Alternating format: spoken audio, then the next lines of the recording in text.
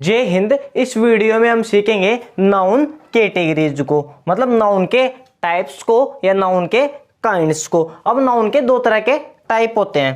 पहला तो है काउंटेबल नाउन और दूसरा है अनकाउंटेबल। काउंटेबल का मतलब जिनको हम गिन सकते हैं और अनकाउंटेबल नाउन का मतलब होता है जिनको हम काउंट नहीं कर सकते। अब हम पता करते हैं कि हमारे पास कौन सी नाउन तो ऐसी हैं जो काउंटेबल होती हैं और कौन सी नाउन ऐसी हैं जो अनकाउंटेबल होती है। हमारे पास है 5 तरह के नाउन। पहली है प्रॉपर नाउन, दूसरी कॉमन नाउन, तीसरी कलेक्टिव नाउन, चौथी मटेरियल नाउन और पांचवी एब्स्ट्रैक्ट नाउन। तो सबसे पहले हम पता करते हैं कि कौन सी नाउन तो काउंटेबल है और कौन सी नाउन अनकाउंटेबल है, और वह काउंटेबल क्यों है और वो अनकाउंटेबल क्यों है। तो बिना देरी किए हुए हम इस कॉन्सेप्ट को समझते हैं। सबसे पहले हम पता करते हैं कॉमन नाउन का। कॉमन नाउन का मतलब होता है जो सभी के लिए कॉमन होती है, जिसमें बोलूं boy, girl, wall, star, mobile. ऐसी बहुत सारी नाउन कॉमन नाउन हो जाएंगे। बॉय कोई भी हो सकता है, गर्ल कोई भी हो सकती है, वॉल कोई भी हो सकती है, स्टार कोई सा भी स्टार हो सकता है और मोबाइल कोई सा भी मोबाइल हो सकता है।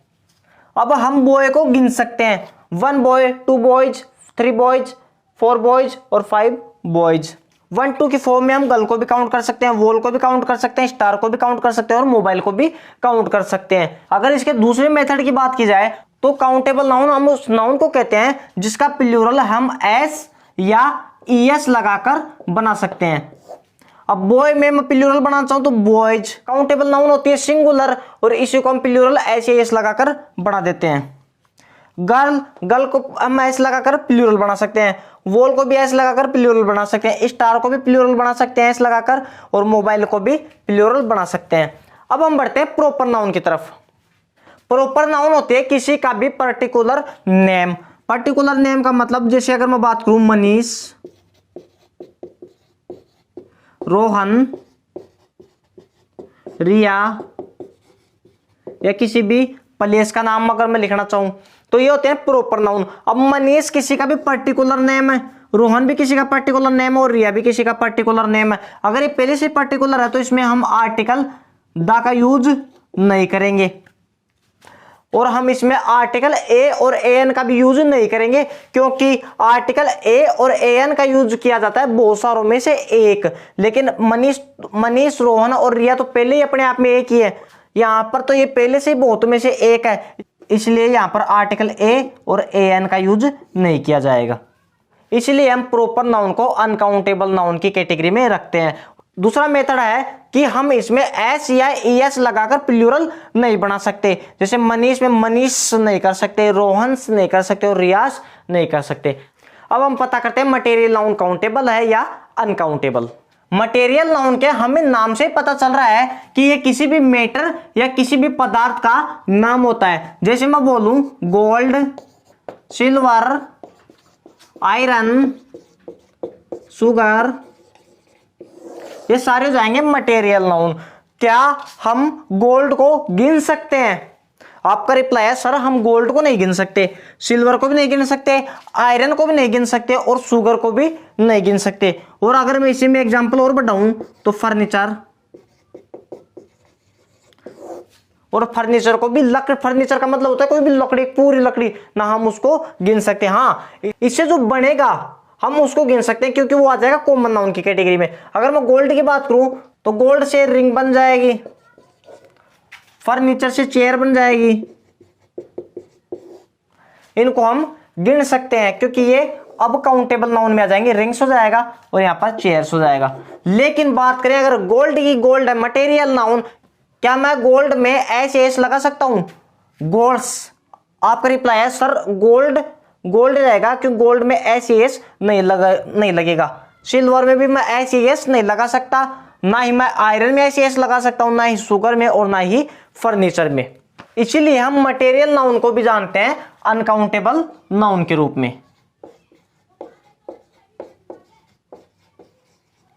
अब सर मटेरियल नाउन सिंगुलर होती है या प्लूरल? अब सब कहते हैं कि मटेरियल नाउन सिंगुलर होती है। ये आंसर बिल्कुल गलत है, क्योंकि मटेरियल नाउन ना तो सिंगुलर होती है ना ही प्लूरल होती है। अगर मटेरियल नाउन सिंगुलर होती तो इसका कोई प्लूरल भी तो होता, इसलिए अब मटेरियल नाउन को हम ना तो सिंगुलर कह सकते हैं ना ही प्लूरल कह सकते हैं। हाँ, मटेरियल नाउन को हम सिंगुलर मानते हैं, हमने इसको सिंगुलर की कैटेगरी में माना है, लेकिन ये रियलिटी में सिंगुलर या प्लूरल इनका कुछ बन ही नहीं सकता।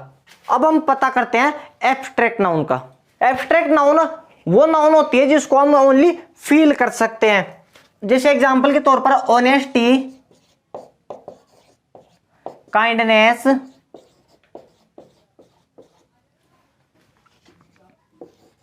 ट्रूथ, ये सारे हैं एब्स्ट्रैक्ट नाउन। अब ये भी होते हैं अनकाउंटेबल, क्योंकि मैं किसी की भी ऑनेस्टी को गिन नहीं सकता, ना मैं किसी की काइंडनेस को गिन सकता हूं, ना किसी के ट्रूथ को गिन सकता हूं। तो ये भी हो गई अनकाउंटेबल नाउन।